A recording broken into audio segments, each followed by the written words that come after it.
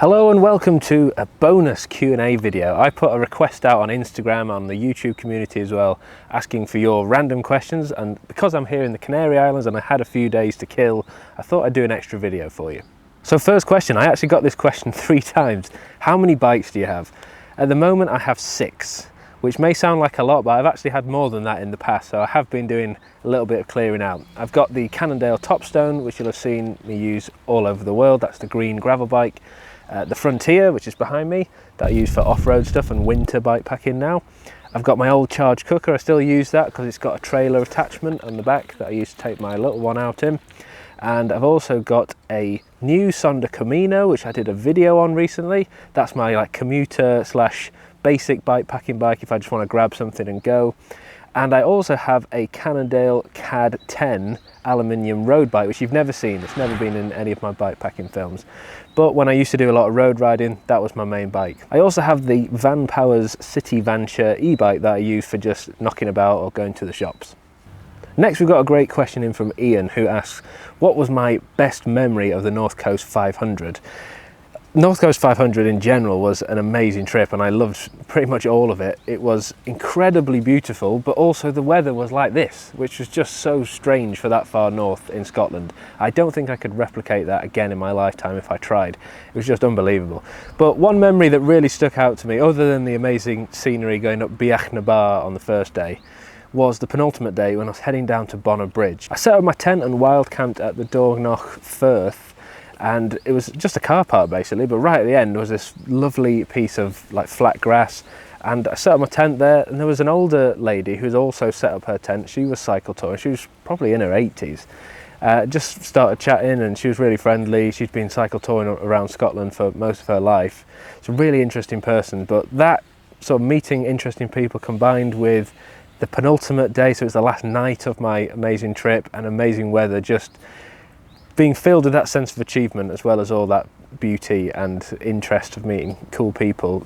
That was the thing that stood out to me the most. What's the hardest ride you've ever done? And I've got a few answers to this. The first was when I did my solo 206-mile bike ride back in 2020. I did it in November because I was raising money for Alzheimer's research and I was cycling every day that year. And to encourage people to donate, I was basically setting milestones. If I reached £1,000, I'd do a 200-mile ride, and I didn't think I would get there. In fact, it was £2,000. I eventually got to £2,000 in November, and because I reached that milestone, I promised I'd go and do that ride. So I set off at 4 in the morning and did this monstrous ride out through the Yorkshire Dales pretty much, and out to the East Coast where my granny lives, and then back again. And that was brutal, and it took me about 16 hours to do it. That was probably the hardest single ride I've ever done. However, other answers could include when I went to Iceland last year and went to the Westfjords. I had probably the worst weather I've ever had there. I was climbing up a gravel fjord, heading back down to a campsite, Milanes campsite by Red Sands Beach. And the weather was just so unbelievably dangerous. The wind must have been 90 miles an hour plus. I was getting blown off my bike all the time. There was wind and rain just smashing me in the face, and I was getting really cold. There was no phone signal. I started to really fear for my life, to be honest.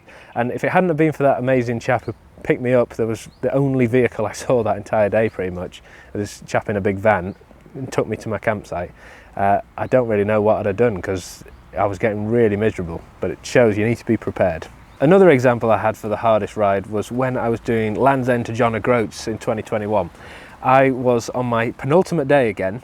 It was day 13 out of 14, and I was cycling from Inverness all the way up to Betty Hill, right on the north coast, and it was 110 miles. I'd had amazing weather, a bit like this again, for the entire trip, but this day it was absolutely hammering it down, and I had a block headwind, so the wind direction completely changed and it was hitting me in the face because I was going pretty much one direction the whole way. It was awful. And by the time I got up to the north coast, I was completely shattered. I had no energy left. I'd run out of food, freezing cold, and I just wanted to give up, but because I was so close I couldn't do it, so I just had to keep hammering on. That was lives in my memory as being one of the toughest rides I did. I was so worried about that section of Scotland when I revisited for the North Coast 500 that I booked to stay in a couple of hostels in a row rather than camp, because I had such a bad memory of the weather being appalling. but it turns out when I did the North Coast 500 it was like 25 degrees, so I didn't need to worry about that. I had a question in asking what sauce I put on my doner kebab, which made me laugh, but in reality I've never actually had a doner kebab ever in my life, which is one of those things that people tend to be a bit baffled by. I just never really struck my fancy. I just don't like the look of the big slab of meat hanging there that they carve off. It's not for me. Another really good question is, how far in advance do I book my trips?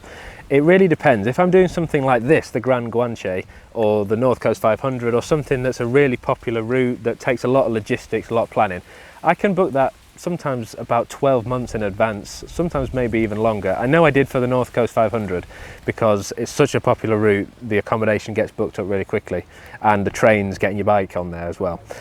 This, again, I booked probably 6 or 7 months in advance. It does take a lot of time, but if I'm doing something like the Yorkshire Dales or just a couple of nights in Scotland, I don't really book it that far in advance.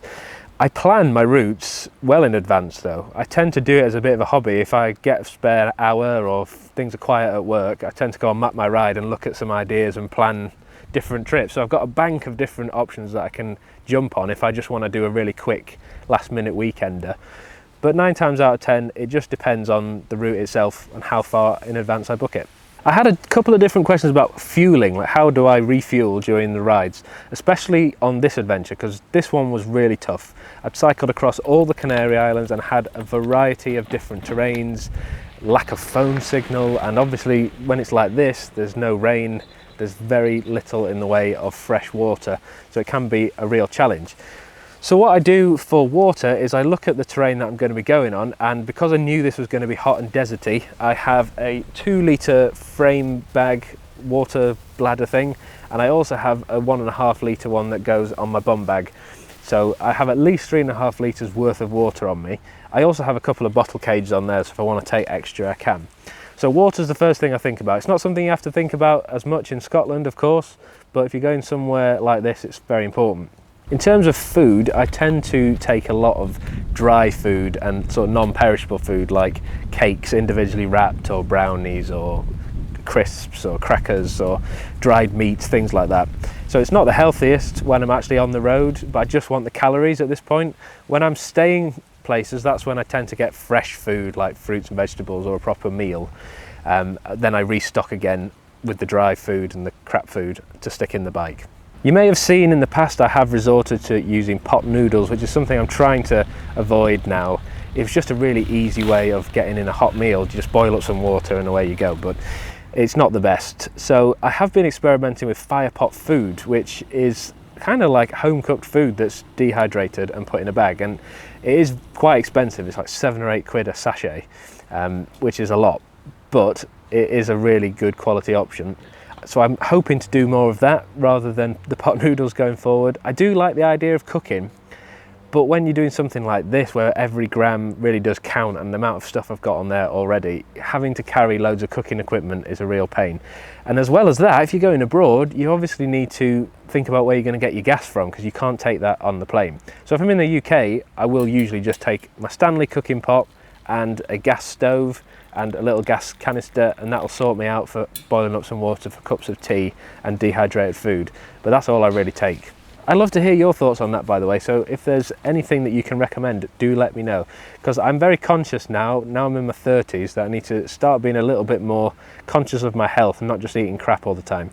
So this is something that I'm trying to do, but getting that into a bike packing setup can be a bit of a challenge. Does cycling at high elevation cause breathing issues for me? Not really. I mean, I can't say I've ever been to the highest peaks, but I have cycled up to the top of Mount Teide here in Tenerife a few times. I've even camped up at the top in 2022, and it's never affected my breathing. I know some people do suffer with altitude sickness a little bit more, but that's not really something I've ever had to worry about, thankfully. But who knows, that can change. It's not something that you're sort of stuck with. It can develop over time, and everybody's different, so let's see. I do actually always carry a little inhaler with me. It's not ever something I've mentioned before, but I do have asthma every now and then, especially when it's cold, or especially if I've been hammering it. It's nice to have that just knowledge that it's in the bag, that you can use it if you need it. So it's always in my top tube bag. I had a question about paid promotion, and the question said, how come in most of your recent videos you've been doing product placement or paid promotions? So I had a look back at my videos, and I've done 26 videos by this point in the year, which is a record for me given that we're only in June. That's the most I've ever done. And out of those 26, only 6 of them have included a paid promotion. So it's definitely not most of my videos, but I can see where you're coming from. And this is something I do want to address more. The reason I'm doing more of these videos is quite simple. If you look at my most popular or most watched videos every week, other than the one I just released, it's usually the Q&A or the gear review video. So they're the ones that have been searched or coming up from the YouTube algorithm that people are watching. And as a result, they tend to make the most ad revenue and help grow the channel quicker. I get more subscribers from those videos. I know the cinematic films are the things that most people that are watching here will enjoy, and they're the things I enjoy making the most. But they're really expensive to make, and sometimes they just fall flat. You might get a couple of thousand views, which for the amount of effort I put in is just not going to be enough. So I decided to do more of these sort of videos where I incorporate brands and products into the video, because it helps grow the channel quicker and should hopefully get me closer to being able to do this full time, because that's ultimately what I really want to do. I love doing these bikepacking films. I love bringing you this sort of content, and the only thing that's stopping me from doing it full time is that I just can't afford to. So if I can get more brands on board where I get paid, or products, or more views so I get more ad revenue, it makes sense for me to do that. So hopefully you'll understand why I'm doing it, but I am keen to get the balance right. Ideally, I would just be doing amazing cinematic films from all over the world, but that's just not going to be a reality unless they get hundreds of thousands of views, which they currently aren't. So let me know your thoughts on how I should be balancing it. If you've got any tips or suggestions, I'd love to hear from you.